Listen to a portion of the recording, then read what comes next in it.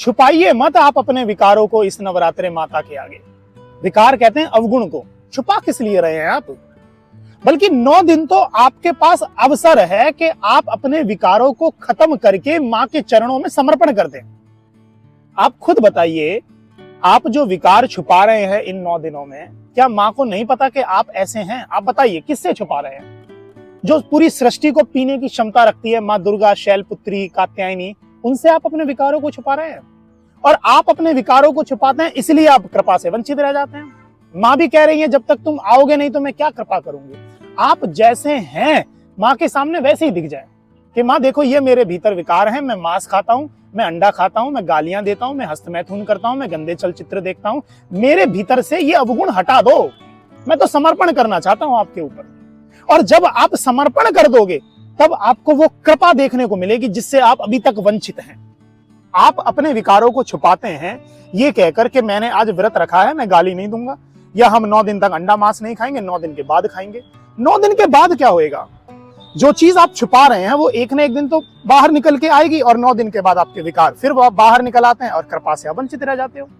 मां इतनी दयालु हैं, मां कात्यायनी, मां शैलपुत्री, मां दुर्गा, मां सीता, मां गौरी, जिसकी भी आराधना आप करें वो इतनी कृपालु हैं। भैरव ने जब समर्पण कर दिया मां के आगे, तब मां ने अपनी ही गति भैरव को दे दी। बताइए, ये कृपालु की पराकाष्ठा है।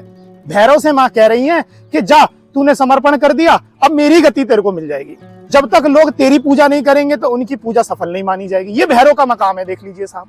समर्पण करके तो देखिए, मेरे कहने से आप जैसे हैं मां के आगे 9 दिनों में एक एक चीज खत्म कर दीजिए आप। एक दिन, पहला दिन गाली देना खत्म, दूसरा दिन हस्तमैथुन खत्म, तीसरा दिन छल खत्म, चौथा दिन कपट खत्म, और 9 दिन के बाद जब ये चीजें आप खत्म कर देंगे, 10वें दिन आप देखें आप कुछ और ही होंगे, आप साधारण नहीं होंगे उस समय। मानिए इस चीज को, मेरी बात। और जब तक आप अपने भीतर से ये विकार नहीं खत्म करेंगे तो बाबा तुलसी की एक पंक्ति याद कर लीजिए। क्या पंक्ति है वो? कि भैया, निर्मल मन जन सो मोहि पावा, जिसका निर्मल मन है वो मुझे पाएगा। मुझे कपट, छल ये नहीं भाते, ये लोग नहीं भाते। और यही चीजें आपको कृपा से वंचित रखती हैं, मां की शरण से वंचित रखती हैं। आप जाइए तो सही मां के आगे, जैसे हैं वैसे दिखिए तो सही। विश्वास से मानिए, आपको मां एक्सेप्ट कर लेंगी।